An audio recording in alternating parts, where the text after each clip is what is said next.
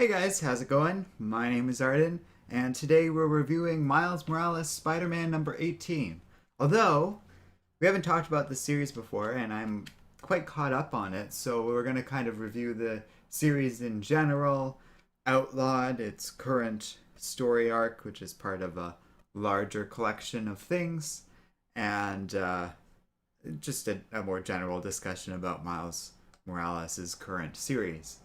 Uh, Thanks for everyone who's joined in chat. There was some people talking beforehand, but Kay Garrick, Karsten Logan, thanks for joining us. Nurrax, Usam, if you're also still here, great to have you all. So, Spider Man, or more specifically Miles Morales, has changed hands since Bendis left Marvel, and Saladin Ahmed, who's pretty big name rising star, we'll say, within the world of Marvel after he really turned some heads with his Black Bolt series, took over. Now, we haven't talked about Miles Morales Spider-Man as a series since it relaunched with him writing it, but I've been reading these books. I don't know if I've read every single thing, but I'm pretty caught up at this point, and I have to say I totally recommend the series. I think Ahmed's writing kind of brings Miles to a level that we haven't seen before. Uh, the Thanks, Kay Garrett. The the story we're talking about here and the way he writes Miles's character in general, along with his family and his friends, feels very at home with what's already been established. And Ahmed's writing is just a fun blend of creativity, use of existing concepts in Miles's history, and new stuff and new ideas that Ahmed comes up with himself. This particular book is no different than the rest of the series, but I recommend you check it out. And I have to say that is especially true for book number 18, which really pays off if you've read the series so far. And we're only 18 books in, so it's not much to catch up on. But if you haven't, I don't think you're going to fully appreciate what's being shown here, because it's a strong book if you have. If you are caught up, it does pay off some stuff. And it is one of those things where, well, it does need those 18 books to kind of back it up, but they're worth reading. They're all solid. They deal with a lot of different things. Miles dealing with his personal life and being Spider-Man, and his family now knowing about that, which leads to a very fun dynamic. But they're wonderfully well written and have a ton of great moments throughout their history. Miles has a birthday throughout this run that is done particularly well and feels like a very high moment throughout this story. But we've had stuff where Miles has been captured and experimented on by this weird group that just treated him so brutally, and it was done so well. There was stuff where we had visitors from the Ultimate Universe, and that was interesting. And even just little bits of content where Miles has to deal with, like, his antagonistic vice principal. Classic Spider-Man stuff that we haven't seen in a long time because Peter Parker's so grown at this moment, which feels great. It's a really fun read overall. And also, I guess it's worth mentioning because I just saw it flash by in my little slideshow here. Miles has a little baby sibling at this point. Karsten was saying, do you think they will do Spider-Man No More with Miles Morales in the future? I don't know. I think there's a lot of potential. I've thought a lot about Miles in alternate universes like that as a grown superhero, and I think it'll be an interesting look. We'll probably see more of that stuff as time goes on, and I'm curious to see what alternate paths a character like Miles Morales could have taken. I'm not really against that idea. Poet Scotty said, so Civil War 1 and 2 didn't happen. I'm not sure what you're referring to. That stuff is all very much canon. It's just Miles wasn't really around for those events. He probably has a weird memory of that sort of thing because of the way he was merged into this universe post Secret Wars. But I think the main idea with Miles is that he's so young and so new. a lot of that stuff didn't happen. Civil War II definitely happened because Miles was involved in those events, and I think all of that stuff is very much canon. IB10, thanks for joining us. So, anyways, let's talk a little bit about this book in particular. But yeah, I love this series and think it's great. Everything up until this point, and would recommend all 18 issues. You can pick up plenty of those trades at this point, and they're all just rock solid, fun Spider-Man storytelling.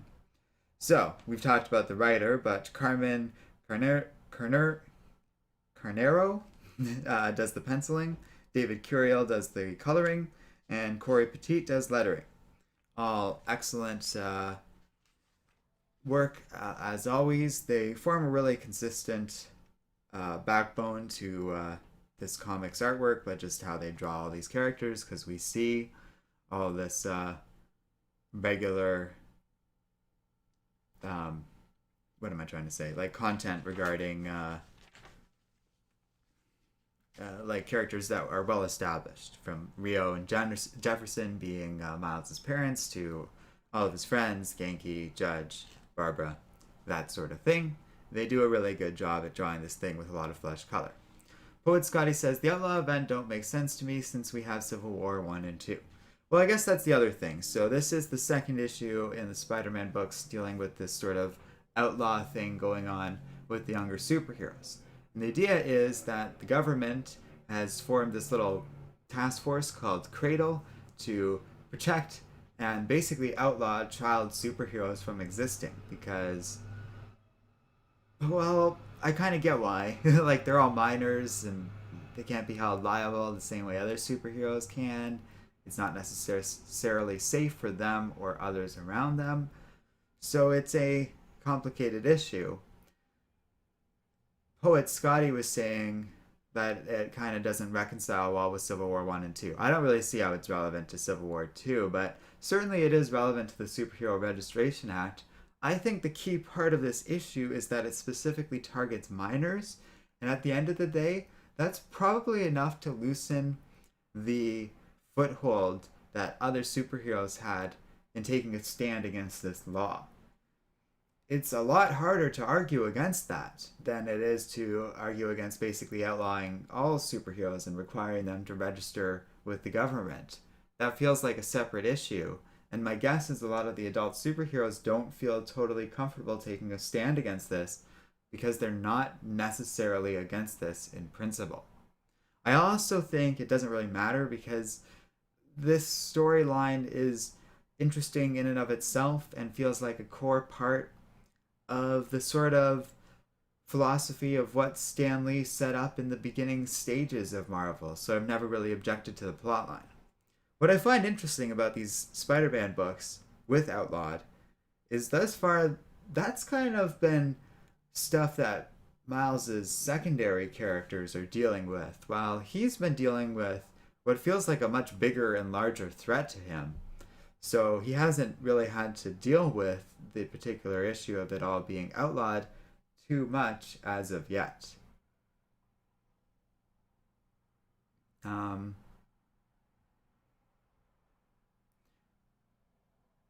Kay Garrick was saying, hopefully they don't age Miles down over the years like they did Peter. Yeah, that's an interesting point. I kind of agree. I think they should take their time with Miles being a high school student and really enjoy and explore this territory. Bendis got to do it quite a bit, but Ahmed clearly has his own creative direction and idea for all of this, and I am a big advocate for that. I think he should absolutely preserve that. Nurak says, this art is so good. My biggest criticism was the former main artist. He did not do Miles' suit justice, which is a big deal in a Spider-Man book. I think you make a good point there. Or at the very least, that Carnero just does such a good job with Miles in his outfit in this book and just so far in general. But in particular, because we have stuff. Yeah, Kay Garrick, IB10 was asking for an update, but Kay Garrick kind of explained we haven't covered much as of yet, even though I'm 9 minutes in somehow. Uh, Poet Society was saying too many people name Spider-Man, just saying they need different names. Well, that's a fair point. But I really like Miles for what he is, and I think it's worked given the history of his character and how he came to be as a sort of replacement for a dead Spider-Man and Peter Parker. But it just works. They made a joke about it in this book, even about there being two Spider-Men.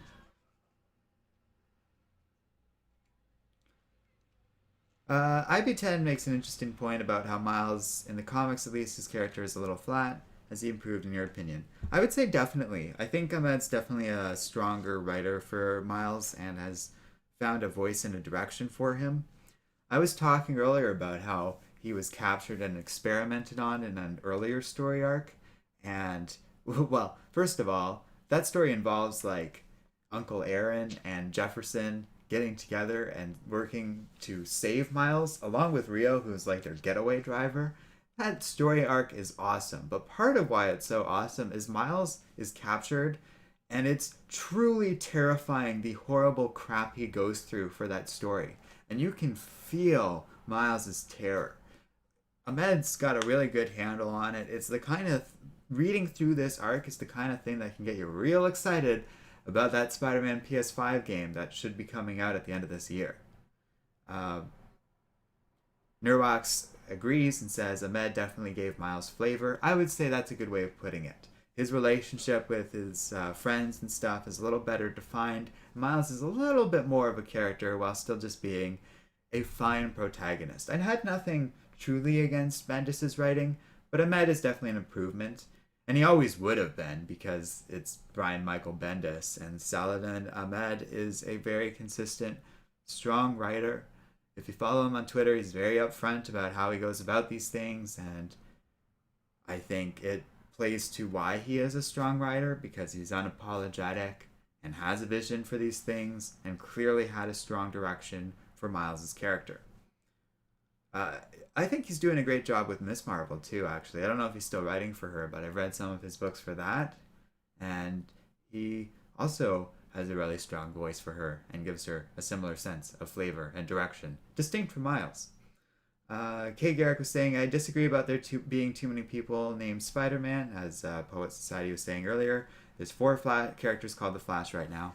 I think it's okay within reason. That's definitely where stuff like playing up Ben Reilly or Kane being the Scarlet Spider as opposed to regular Spider-Man is a strength. And it's worth diversifying a little bit, doing even simple things like titling this book Miles Morales Spider-Man simplifies it. And it shouldn't be too hard for people to distinguish it. Their costumes look completely different, so I don't think it's too hard. And even like Miles just looks smaller than Spider-Man the way they frame things these days. It's going to be even more pronounced as Spider-Verse becomes more of a thing, because I'm sure they're going to make more of those movies. Or with that PS5 game, it's going to hammer it home. I thought it was such cool news that the next Spider-Man game is just exclusively devoted to this character. And looking at content like this, that's great to me. There's so much potential with Miles. Especially because we get to revisit a Spider-Man in the era of high school without it like having to walk Peter's character back or anything like that. It's really nice going back to that and makes these books that much stronger because that dynamic works. Miles's dynamic with his parents works and is something we've never gotten out of Spider-Man, and it's so valuable. I mentioned that birthday issue, and if you can work your way through this series and get to that issue, it's worth it because I just thought it was such a sincere little moment. Poet Scotty was saying, ready for Toxin to come back? I'm pretty sure Toxin is in Eddie Brock's son at the moment, if you're reading Venom. The Chinese says, sup everyone, hello Arden, longtime fan of Comic Island, and your thoughts on all the story arcs you have covered to date. Well, thanks for joining us in stream. Always glad to see a new face. Karsten was saying, do you think Peter Parker went through something similar? I'm not sure what you're referring to exactly, but it's probably something I was talking about earlier. But they've had their own unique struggles. I think we've gotten a good sense of what Peter Parker went through in high school at this point through flashbacks and what was covered in the Stanley era. So I'll just leave it at that, I guess. Um, let's talk a little bit about what actually happens in this book, however briefly. Uh, it picks up where we left things off from the previous issue, which I haven't covered, but the idea is Spider-Man, or sorry, I should say Miles, is randomly attacked by a dude dressed as his version of Spider-Man, and he has all his powers. The dude doesn't say anything, but they get in this prolonged fight that spans out into the street, I should say. That's where like the jokes come out about like how many Spider-Men are there and stuff. Meanwhile, Jefferson, Rio, and their kid are all surrounded by these officials who are, I believe, from Cradle. And like I said, they're dealing with that. While at Brooklyn Visions Academy, all the students have to sign this pledge that they'll turn in anyone they know who might be engaging in superhero activity. It's real messed up, and I think is a good moment. It reminds me of like other fiction where the kids have to stand up to the authority figures who are being unfair.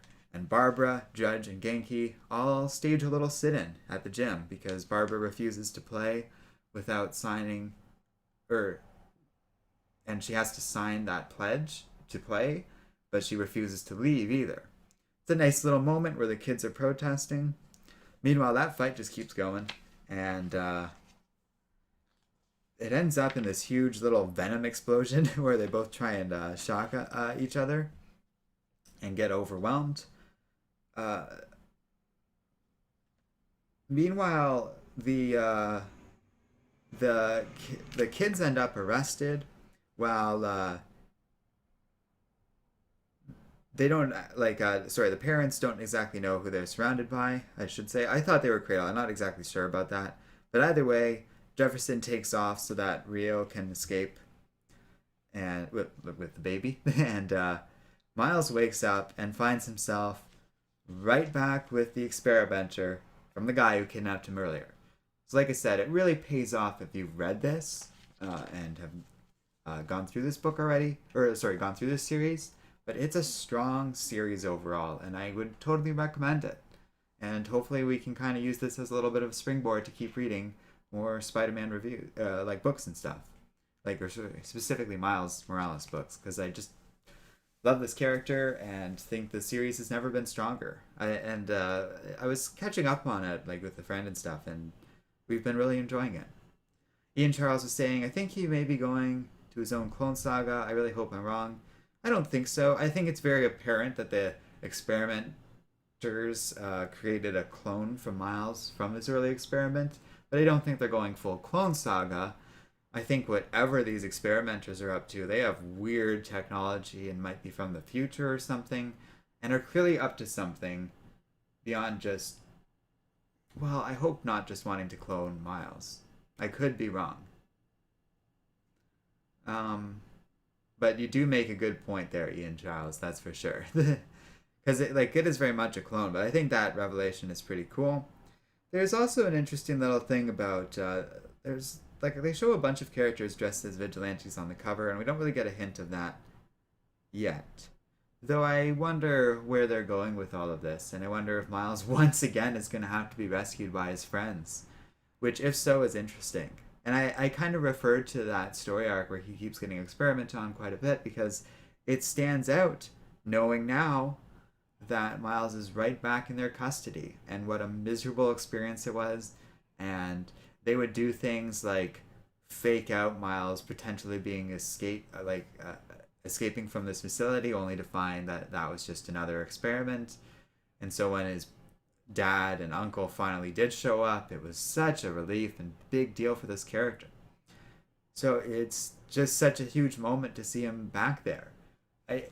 Because it was handled so well the first time, revisiting it doesn't feel like, oh, we're just doing the story arc over again. It's like, oh crap, that was such a terrible experience the first time, and he so barely made it out that it's really concerning to see that he's back in their custody and they managed to make some sort of clone out of Miles Morales. And we get a little look at him at the end of this book in the preview for next issue, and he's got like red eyes and got a crazy look on his face. So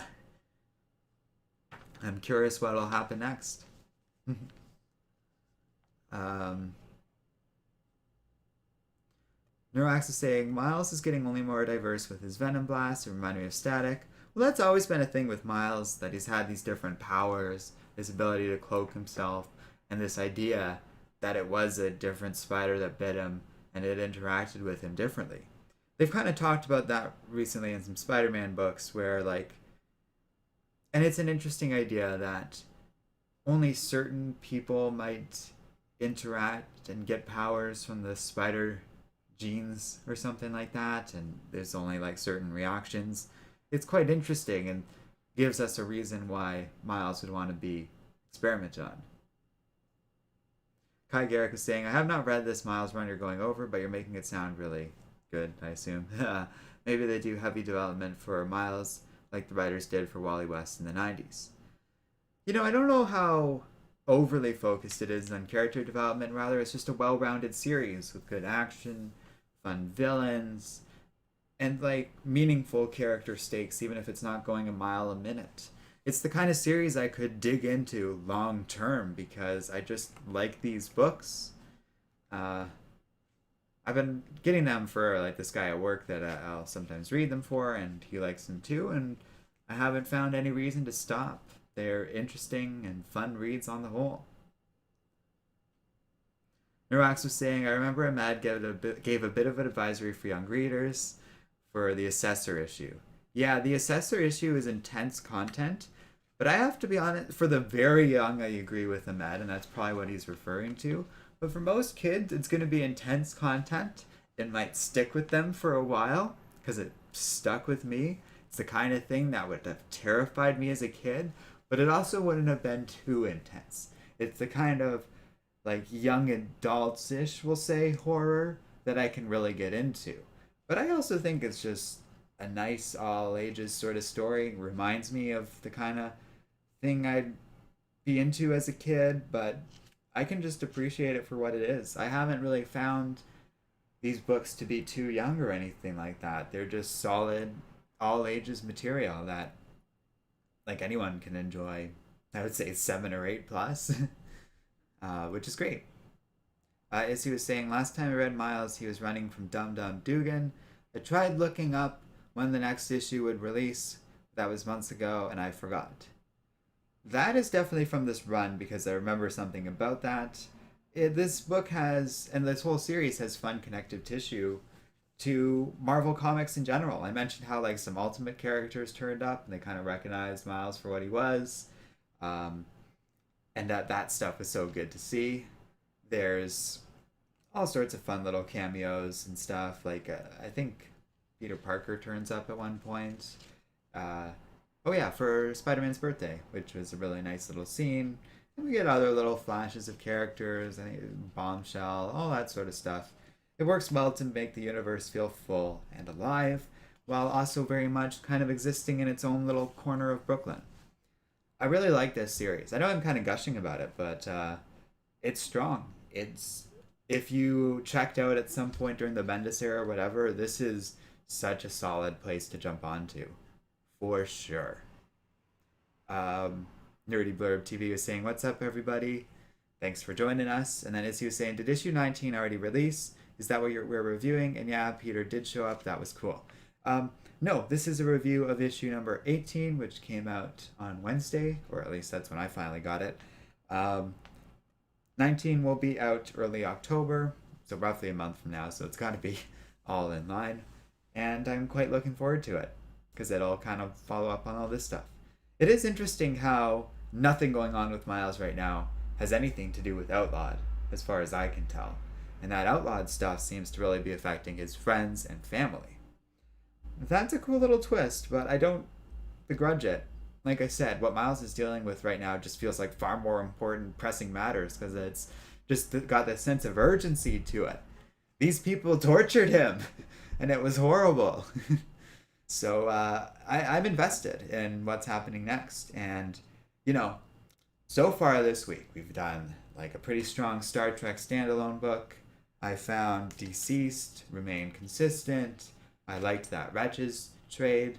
And this book, it's been a solid week so far of what I've pulled, and that trend doesn't really break anytime soon. But I would say Spider-Man's right up at the tippy top just in terms of overall quality storytelling. This is not the book to start with.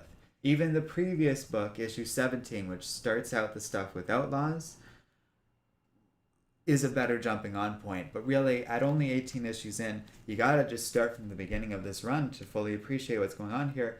But it's not a chore to get through these books. They're fun. They are smooth and easy read. Someone was criticizing the earlier artists. I don't necessarily agree. I think it's consistent overall. I do think Carnero does represent a sort of improvement, like he was saying, and he does do a good job with drawing Spider-Man. But they're all strong books. Like I haven't even talked about the story arc where he teams up with Rhino for a while, which was just great. I think that is connected with the assessor who kidnapped Miles in this book, but I could be wrong. I mean, it's just got a bunch of good stuff going on overall, though. Izzy is saying, Outlawed seems like a good series event. Did it finish already, or is it still going? Sorry for the questions. It's been forever since I read comics. Well, and Nerdy Blurb TV was saying he's been wondering what will happen with Outlaws. It all seems to kind of be pointing in the direction of Outlaws being ongoing. Sorry, that's what I wanted to say first. It is this ongoing kind of thing that's like, it seems like a sort of loose crossover between a few different titles. Where it's going, I'm not sure. Like I said, they don't have the support of the adult superheroes in any capacity right now.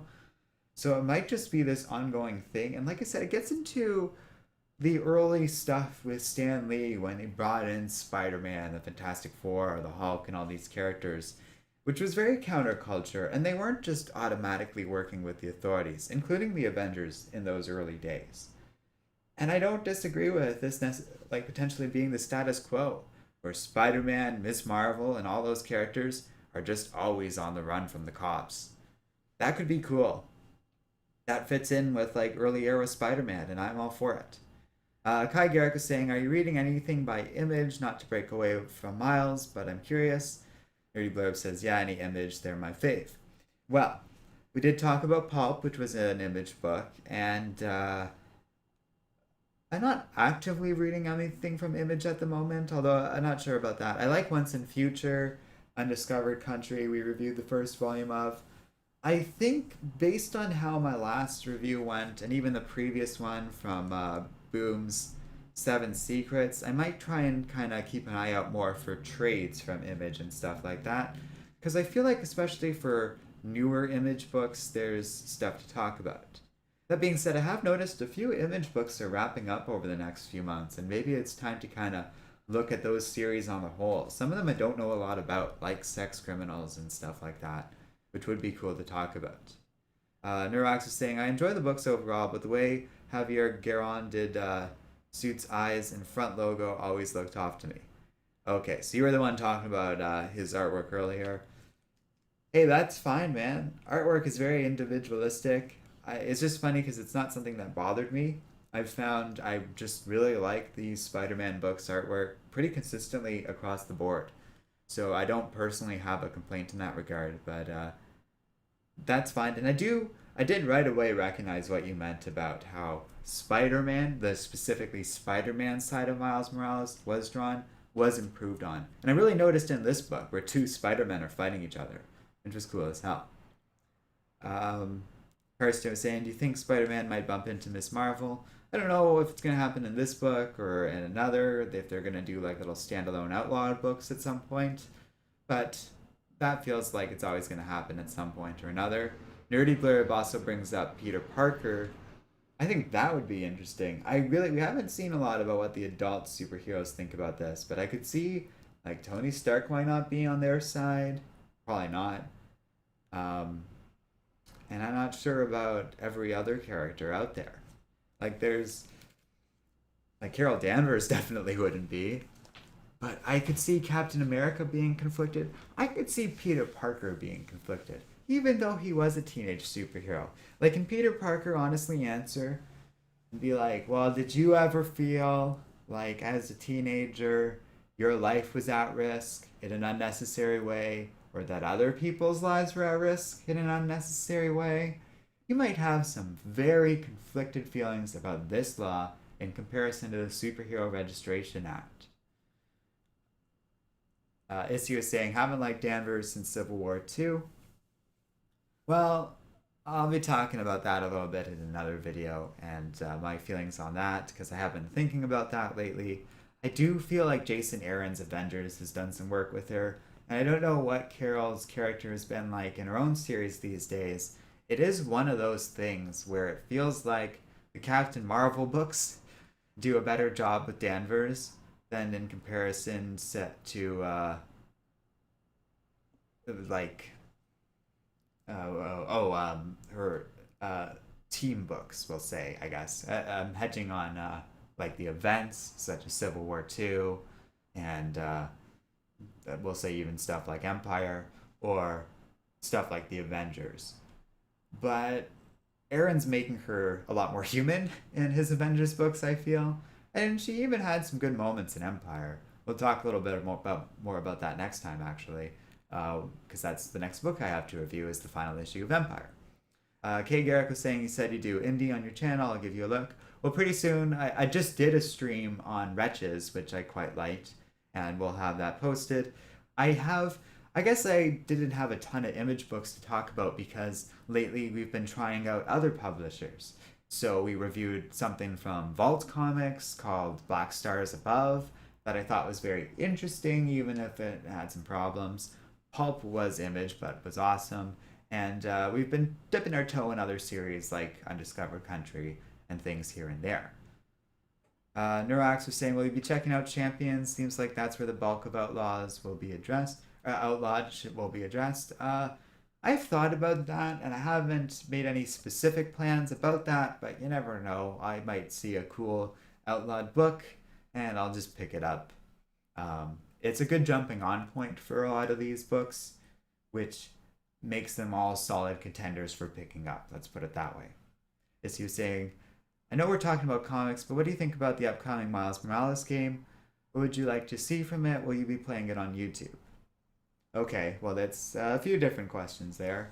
I talked a little bit earlier about how excited I was for that game, and I am excited. I thought it was all set up nicely in the PS4 game, and I think it was a surprising choice, but one that I'm all for. I thought for sure the next game is going to feature Peter Parker, and then you could play as Miles in some other capacity or something. But for us to lean full tilt Miles is cool as hell in my eyes, and I'm very curious what they're going to do with that. Especially given the nature of what the PS4 game was all about and stuff. And I don't think Peter's out as a character either, but I think he's going to be the secondary character, which is cool. That's awesome. What would I like to see from it? I don't know. I thought it was interesting, okay, because my thought was that they had set up Octavius so much in the first game, and he was such a big part of it, that I thought for sure the direction they were going in was maybe Octavius would come back, and the whole second game was about dealing with like a different Octavius, more along the lines of the broken down, dying version that Dan Slott did, basically setting us up for the superior Spider-Man content. It would kind of be cool to do something like that too. But I think if we're going to go in the direction of Miles, maybe just go in a different direction and bring in some new villains and make a pretty standard game, because Miles should make all of that dynamic different enough to begin with. And there's plenty of other Spider-Man villains we haven't seen in the PS4, like from the PS4 game. And to be honest, while I love that game, it didn't really fully explore all of those characters, like the villains. We kind of went through them pretty quickly once they finally got broken out of prison.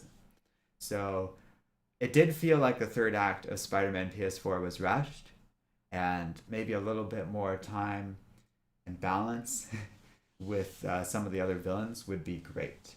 I thought, and you know, it makes sense because Spider-Man PS4 was all about kind of developing the foundation of having a solid combat system, having excellent web swinging and fluid movement throughout the city, which they nailed. Now they can focus on kind of adding new features into the game, adding more time with villains, adding more plot related content, and really fleshing some of that stuff out. Game sequels can be cool like that. And this is the first time in a long time we've talked about Miles, so I don't begrudge us talking about the video game. It's all good bringing that stuff up. And we've kind of wrapped up this review, anyways. Um, yeah. Oh, and then your last question was, will you be playing it on YouTube? Yes. I think between the big thing is I need to get a capture card so I can start to use and play Switch and PS4 games. That would be good to do for Avengers. Although you've noticed I kind of have taken a little bit of a step back from gaming on here. Not so much that I'm against it, but it very much has been replaced by these reviews, and I think it's better for me because it involves less prep time and work. And we haven't discounted the Let's Plays, it's just slowed them down a little bit. So I haven't even really felt like I'm in a huge rush to go through that Avengers game or anything like that.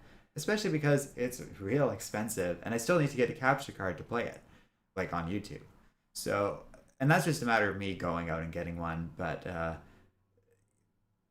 money hasn't been like flush in the coronavirus. I wouldn't go so far as to say it's been tight either, but I haven't been like, oh, I can justify all these extra purchases right now. I spent a lot on comics this week because I ended up because of delays and random stuff being shuffled around. It was a pretty heavy pull this week, and like we got Empire next, but we got a bunch of other stuff um, beyond that.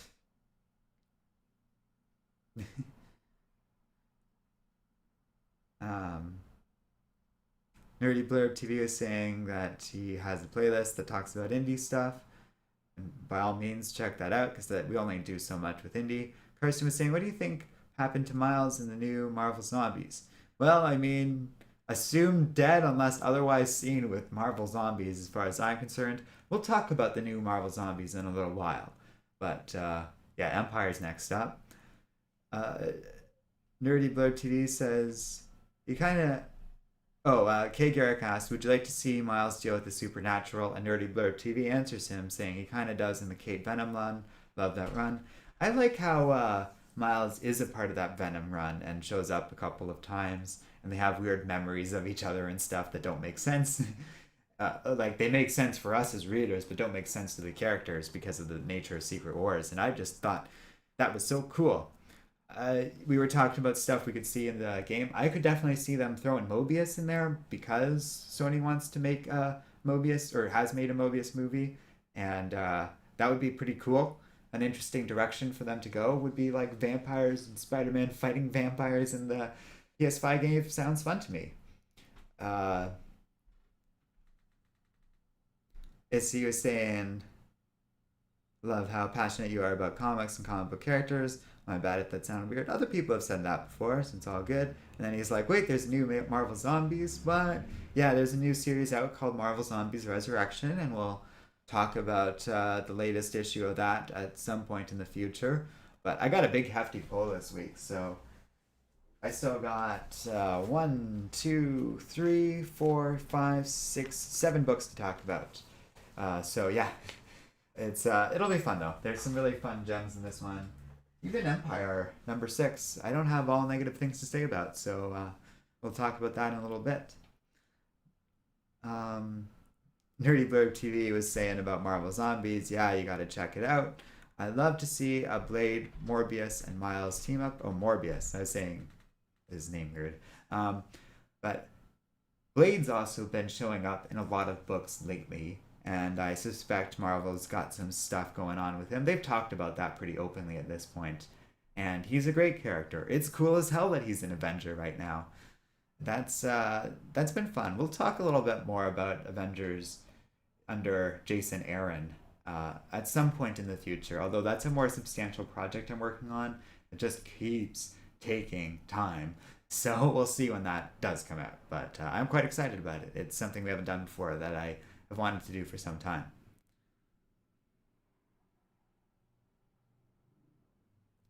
Nerdy Blurb TV says, like, a new Marvel Zombies was a thing, but I never knew it was a series. How interesting can a story be about zombies? Can't wait to find out. To be honest, older Marvel zombie comics haven't been that great. This new one, last stream we were doing, Tevye Smoka was saying it's really strong. I agree with that assessment now that I've read it myself. I'll talk all about it when we get to that review, but yes. Oh, and Adrian Benningfield says, "Hello everyone, The Boys Season 2 has started." That's pretty exciting. I saw the trailer was out for that recently, and I found Season 1 of Boys to be quite strong, enjoyable. I don't think it's game-changing the way some people set it up, but I absolutely enjoyed it. And we'll probably check out Season 2 at some point after this.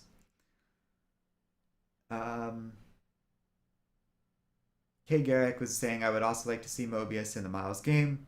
I want to see Ben Grimm also, but I'm sure that won't happen." Thus far, they've seemed very limited in their desire to use other superheroes, but I will point out that's been the choice of the game developers, not Marvel. Marvel hasn't been like, "Oh, you can't use other characters" or anything like that. They've basically said, "Oh, you can do whatever you want in this Spider-Man game. Whatever you want." So that's how I think we got like a Miles Morales game coming out, and how the Spider-Man PS4, perhaps correctly, was relatively self-contained and grounded. I don't think it's a terrible idea. I would love for a superhero cameo in some form or another beyond the world of Spider-Man in the next game, though. I think that would be fun, and there's so many things you can do between the heroes, villains, and things in between to just have a fun little side mission or appearance at one point. That doesn't ruin everything. You mentioned Ben Grimm. I think that'd be cool. I remember the Ultimate Spider-Man video game way back in the day where you could race against the Human Torch and stuff like that. And that stuff's a lot of fun, and it definitely has value in the world of Marvel, and shows value all the time in this series that we're talking about earlier. Izzy, if you want to learn more about Empire, you can check out a ton of reviews we've done about Empire, including one that will be coming up at some point.